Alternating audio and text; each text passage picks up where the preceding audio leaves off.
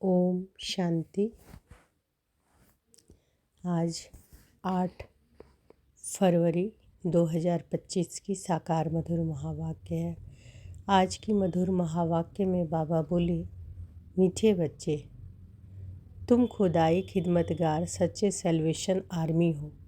तुम्हें सबको शांति की सैल्वेशन देनी है। तुम खुदाई खिदमतगार सच्चे सैल्वेशन आर्मी हो। तुम्हें सबको शांति की सैल्वेशन देनी है। प्रश्न है, तुम बच्चों से जब कोई शांति की सैल्वेशन मांगते हैं तो उन्हें क्या समझाना चाहिए? तुम बच्चों से जब कोई शांति की सैल्वेशन मांगते हैं तो उन्हें क्या समझाना चाहिए? उत्तर है, उन्हें बोलो, बाप कहते हैं, क्या अभी यहाँ ही तुमको शांति चाहिए? यह कोई शांति धाम नहीं है। शांति तो शांति धाम में ही हो सकती है, जिसको मूल वतन कहा जाता है। आत्मा को जब शरीर नहीं है तब शांति है। सतयुग में पवित्रता, सुख, शांति सब है। बाप ही आकर यह वर्षा देते हैं। तुम बाप को याद करो। ओम शांति। रूहानी बाप बैठ रूहानी बच्चों को समझाते हैं। सब मनुष्य मात्र यह जानते हैं कि मेरे अंदर आत्मा है। जीव आत्मा कहते हैं ना, पहले हम आत्मा है, पीछे शरीर मिलता है। कोई ने भी अपने आत्मा को देखा नहीं है, सिर्फ इतना समझते हैं कि आत्मा है। जैसे आत्मा को जानते हैं, देखा नहीं है, वैसे परमपिता परमात्मा के लिए भी कहते हैं कि परमात्मा माना परमात्मा, परंतु उनको देखा नहीं है। ना अपने को न बाप को देखा है। कहते हैं कि आत्मा एक शरीर छोड़ दूसरा लेती है, परंतु यथार्थ रीति नहीं जानते। ओम शांति। तो बाबा कहते हैं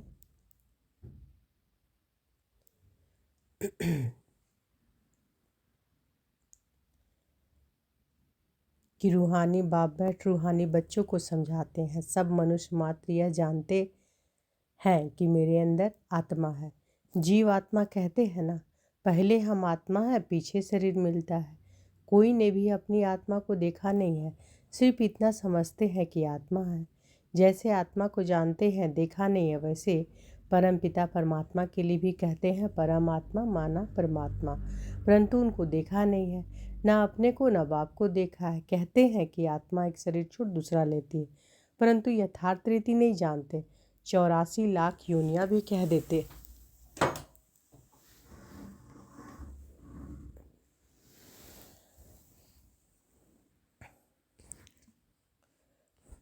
वास्तव में 84 जन्म है, परंतु यह भी नहीं जानते हैं कि कौन सी आत्माएं कितने जन्म लेती हैं। आत्मा बाप को पुकारती है, परंतु न देखा है, न यथार्थ रीति जानती है। पहले तो आत्मा को यथार्थ रीति जानते, तब बाप को जानते। अपने को ही नहीं जानते तो समझाए कौन? इसको कहा जाता है सेल्फ रियलाइज़ करना। तो सेल्फ रियलाइज करना किसको कहा जाता है? बाबा क्या करें, पहले तो आत्मा को यथार्थ रीति जानते, तब बाप को जानते। अपने को ही नहीं जानते तो समझाए कौन? इसको कहा जाता है सेल्फ रियलाइज करना। सो बाप बगैर तो कोई करा ना सके।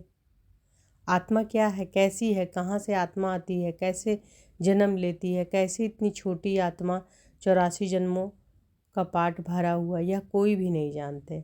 अपने को नहीं जानते तो बाप को भी नहीं जानते। यह लक्ष्मी नारायण भी मनुष्य का मर्तबा है ना, उन्होंने यह मर्तबा कैसे पाया, यह कोई भी नहीं जानते। जानना तो मनुष्य को ही चाहिए ना। कहते हैं कि यह बैकुंठ के मालिक थे, परंतु उन्होंने यह मालिकपन लिया कैसे, फिर कहाँ गए, कुछ भी नहीं जानते। अब तुम तो सब कुछ जानते हो, आगे कुछ भी नहीं जानते थे।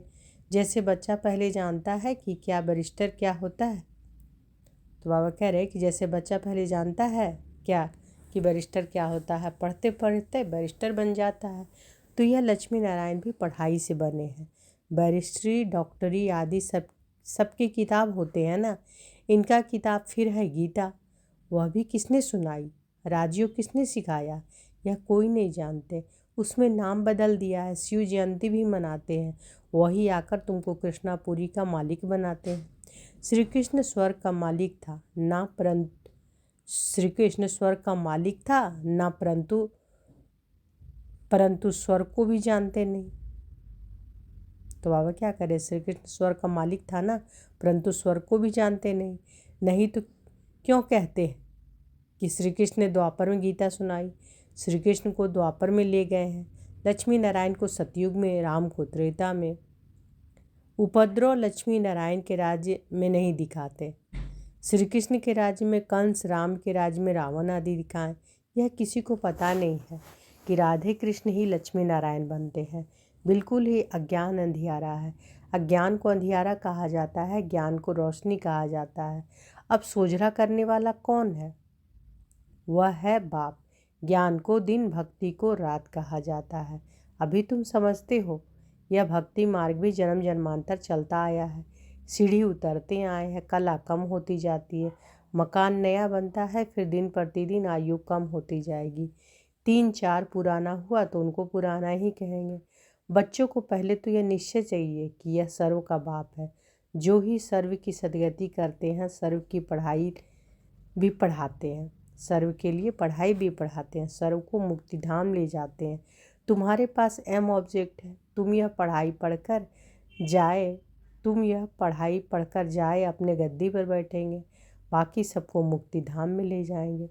चक्र पर जब समझते हो तो उसमें दिखाते हो कि सतयुग में अनेक धर्म है नहीं। उस समय वह आत्माएं निराकारी दुनिया में रहती हैं। यह तो तुम जानते हो कि यह आकाश पोलार है। वायु को वायु कहेंगे, आकाश को आकाश। ऐसे नहीं कि सब परमात्मा है। मनुष्य समझते हैं कि वायु में भी भगवान है, आकाश में भी भगवान है। अब बाप बैठ सब बातें समझाते हैं। बाप के पास जन्म लिया तो फिर पढ़ाते कौन है? बाप ही रूहानी टीचर बन पढ़ाते हैं। अच्छा, पढ़कर पूरा करेंगे तो फिर साथ ले जाएंगे, फिर तुम आएंगे पाठ बजाने। सतयुग में पहले पहले तुम ही आए थे, अब फिर सब जन्मों के अंत में आकर पहुँचे हो, फिर पहले आएंगे। अब बाप कहते हैं कि दौड़ी लगाओ, अच्छी रीति बाप को याद करो, औरों को भी पढ़ाना है। नहीं तो इतने सबको पढ़ाए कौन? बाप को ज़रूर मददगार बनेंगे ना, बाप का ज़रूर मददगार बनेंगे ना। खुदाई खिदमतगार भी नाम है ना। अंग्रेजी में कहते हैं सैल्वेशन आर्मी। कौन सी सैल्वेशन चाहिए?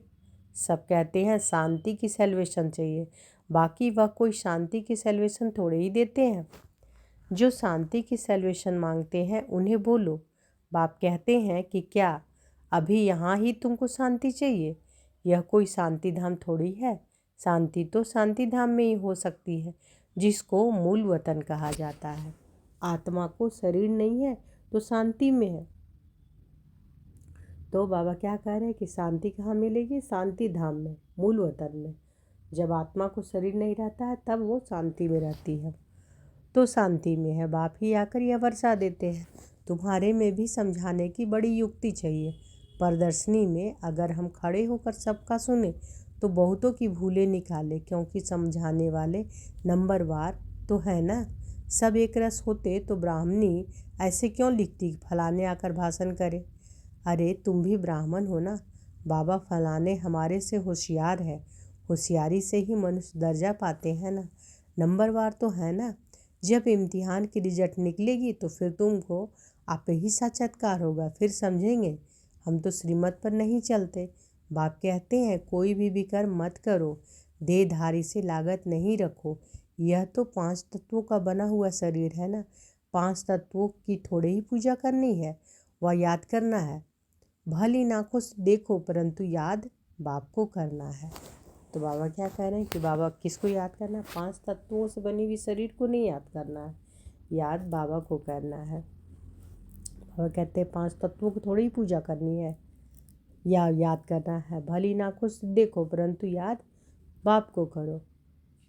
आत्मा को अब नॉलेज मिली है, अब हमको घर जाना है, फिर बैकुंठ में आएंगे। आत्मा को समझ सकते हैं, देख नहीं सकते। वैसे यह भी समझ सकते हैं, हाँ, दिव्य दृष्टि से अपना घर व स्वर्ग देख सकते हैं। बाप कहते हैं बच्चे मन मना भव मध्याजी भव, माना बाप को और विष्णुपुरी को याद करो। तो बाबा क्या क्या कह रहे हैं कि बच्चे मन मना भव मध्याजी भव, माना बाप को और विष्णुपुरी को, यानी सुखधाम को, सतयुग को, विष्णुपुरी को याद करो। तुम्हारी एम ऑब्जेक्ट ही यह है। बच्चे जानते हैं कि हमको अभी स्वर्ग में जाना है, बाकी सबको मुक्ति में जाना है। सब तो सतयुग में आ नहीं सकते। तुम्हारा है डिटिज्म। यह हो गया मनुष्य का धर्म। मूल वतन में तो मनुष्य नहीं है ना, यहाँ है मनुष्य सृष्टि। मनुष्य ही तमो प्रधान और फिर सतो प्रधान बनते हैं। तुम पहले शूद्र वर्ण में थे, अभी ब्राह्मण वर्ण में हो। यह वर्ण सिर्फ भारतवासियों के हैं, और कोई भी धर्म को ऐसे नहीं कहेंगे ब्राह्मण वंशी शूद्रवंशी। इस समय सब शूद्र वर्ण के हैं, जर्जड़ी भूत अवस्था को पाए हुए हैं। तुम पुराने बने तो सारा झाड़ जर्जड़ी भूत तमो प्रधान बना है, फिर सारा झाड़ थोड़े ही सतो प्रधान बन जाएगा। सतो प्रधान नए झाड़ में तो सिर्फ देवी देवता धर्म वाले ही हैं। फिर तुम सूर्यवंशी चंद्रवंशी बन जाते हो, पुनर्जन्म तो लेते हो ना। फिर वैश्य शूद्र वंशी, यह सब बातें हैं नई। हमको पढ़ाने वाला ज्ञान का सागर है। हमको पढ़ाने वाला कौन है? ज्ञान का सागर, परमपिता परमात्मा। हमें कौन पढ़ाता है? भगवान पढ़ाते हैं ना। वही पतित पावन सर्व का सदगति दाता है। कल के बाबा क्या बोले थे कि ये नशा रहता है कि हमें पढ़ाने वाला कौन है? हमें पढ़ाने वाला स्वयं भगवान है। तो हमें पढ़ाने वाला ज्ञान का सागर है, वही पतित पावन सर्व का सदगति दाता है। बाप कहते हैं कि तुमको ज्ञान मैं देता हूँ, तुम देवी देवता बन जाते हो, फिर यह ज्ञान रहता नहीं। ज्ञान दिया जाता है अज्ञानियों को। सभी मनुष्य अज्ञान अंधियारे में है, तुम हो सोजरे में। इनके 84 जन्मों की कहानी तुम जानते हो। तुम बच्चों को सारा ज्ञान है। मनुष्य तो कहते कि भगवान ने यह सृष्टि रची ही क्यों? क्या मोक्ष नहीं मिल सकता? अरे यह तो बना बनाया खेल है, अनादि ड्रामा है ना। तुम जानते हो कि आत्मा एक शरीर छोड़ जाकर दूसरा लेती है, इसमें चिंता करने की दरकार ही क्या? आत्मा ने जाकर अपना दूसरा पाठ बजाया, और रोएं तब जब वापस चीज़ मिलनी हो। वापस तो आती नहीं, फिर रोने से क्या फ़ायदा? अभी तुम सबको मोहजीत बनना है। कब्रिस्तान से मोह क्या रखना है? इसमें तो दुख ही दुख है। आज बच्चा है, कल बच्चा भी ऐसा बन जाता है जो बाप की पाग उतारने में भी देरी न करे, बाप से भी लड़ पड़ते हैं। इसको कहा जाता है निधन की दुनिया। कोई धनी धोनी है नहीं जो शिक्षा दे। बाप जब ऐसी हालत देखते हैं तो धन का बनाने आते हैं।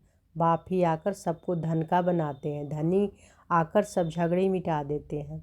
सतयुग में कोई झगड़ा होता नहीं, सारी दुनिया के झगड़े मिटा देते, फिर जय जयकार हो जाती है। यहाँ जहाँ मेजॉरिटी माताओं की है, दासी भी इनको समझते हैं। हथियाला बांधते समय कहते हैं कि तुम्हारा पति ही ईश्वर गुरु आदि सब कुछ है। पहले मिस्टर फिर मिसेज। अब बाप आकर माताओं को आगे रखते हैं। तुम्हारे ऊपर कोई जीत पा ना सके। तुमको बाप सब कायदे सिखला रहे हैं। मोह जीत राजा की एक कथा है, वह सब बनाई हुई कहानियां हैं। सतयुग में तो अकाले मृत्यु होती नहीं, समय पर एक शरीर छोड़ दूसरा ले लेते हैं, साक्षात्कार होता है। अब यह शरीर बूढ़ा हुआ है, फिर नया लेना है, छोटा बच्चा जाकर बनना है, खुशी से शरीर छोड़ देते हैं। ये बातें कहाँ की बाबा कह रहे? सतयुग की, कि सतयुग में अकाले मृत्यु होती नहीं, समय पर एक शरीर छोड़ दूसरा ले लेते हैं, साक्षात्कार होता है कि अब यह शरीर बूढ़ा हुआ है, फिर नया लेना है, छोटा बच्चा जाकर बनना है, खुशी से शरीर छोड़ देते हैं। यहाँ तो भल कितने भी बूढ़े होंगे, रोगी होंगे, और समझेंगे भी कि कहाँ यह शरीर छूट जाए तो अच्छा है, फिर भी मरने के समय रोएंगे ज़रूर। बाप कहते हैं कि अभी तुम ऐसी जगह चलते हो जहाँ रोने का नाम नहीं, वहाँ तो खुशी ही खुशी है। तुमको कितनी अपार बेहद की खुशी रहनी चाहिए। अरे हम विश्व के मालिक बनते हैं, बहुत सारे विश्व का मालिक था। तुमको कितनी अपार बेहद की खुशी रहनी चाहिए कि अरे हम विश्व के मालिक बनते हैं। भारत सारे विश्व का मालिक था, अभी टुकड़ा टुकड़ा हो गया है। तुम ही पूज्य देवता थे, फिर पुजारी बनते हो। भगवान थोड़े ही आप ही पुजारी बनेंगे। अगर वह भी पुजारी बने तो फिर पूज्य कौन बनाए? तो बाबा क्या कह रहे कि भगवान थोड़े ही आप ही पुजारी बने। आप ही पुजारी कौन बनता है? देवता। अगर वह भी पुजारी बने तो फिर पूज्य कौन बनाए? अगर भगवान भी पुजारी बन जाए तो पूज्य कौन बनाए? ड्रामा में बाप का पाठ ही अलग है। ज्ञान का सागर एक है, उस एक की ही महिमा है। जबकि ज्ञान का सागर है तो कब आकर ज्ञान देवे जो सदगति हो। जरूर यहाँ आना पड़े। पहले तो बुद्धि में यह बिठाओ कि हमको पढ़ाने वाला कौन है। तो पहले बुद्धि में बिठाना है कि हमें पढ़ाने वाला कौन है। त्रिमूर्ति, गोला और झाड़, यह है मुख्य चित्र। झाड़ को देखने से झट समझ जाएंगे कि हम तो फलाने धर्म के हैं, हम सतयुग में आ नहीं सकते। यह चक्र तो बहुत बड़ा होना चाहिए, लिखत भी पूरी हो। शिव बाबा ब्रह्मा द्वारा देवता धर्म यानी नई दुनिया की स्थापना कर रहे हैं। शिव बाबा ब्रह्मा द्वारा देवता धर्म यानी नई दुनिया की स्थापना कर रहे हैं। शंकर द्वारा पुरानी दुनिया का विनाश, फिर विष्णु द्वारा नई दुनिया की पालना कराते हैं।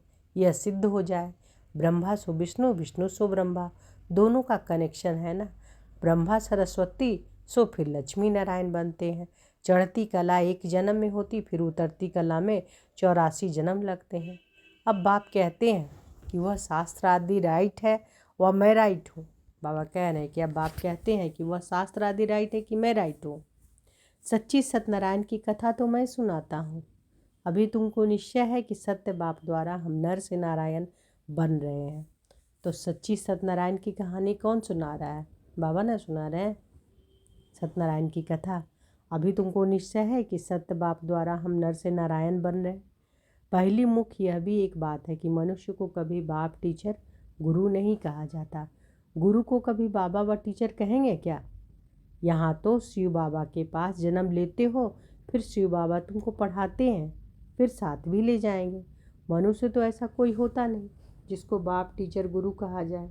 यह तो एक ही बाप है, उनको कहा जाता है सुप्रीम फादर। लौकिक बाप को कभी सुप्रीम फादर नहीं कहेंगे, सब याद फिर उनको करते हैं। वह बाप तो है ही, दुख में सब उनको याद करते हैं, सुख में कोई नहीं करते, तो वह बाप ही आकर स्वर्ग का मालिक बनाते हैं।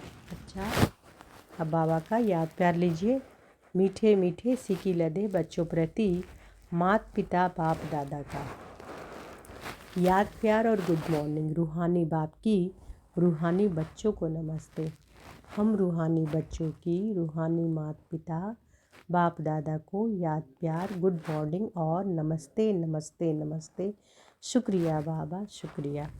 जब बाबा हमें याद प्यार देते हैं तो बच्चों को भी तो याद प्यार देना चाहिए ना, तो बच्चे भी याद प्यार देते हैं। धारणा के लिए मुख्य सार है। पहला, 5 तत्वों के बने हुए इन शरीरों को देखते हुए बाप को याद किसको करना है? बाप को करना है।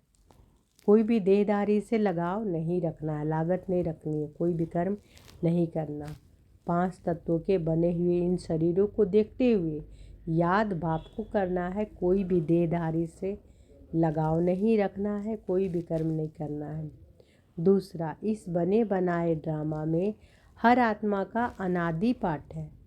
आत्मा एक शरीर छोड़ दूसरा लेती है, इसलिए शरीर छोड़ने पर चिंता नहीं करनी है, मोहजीत बनना है।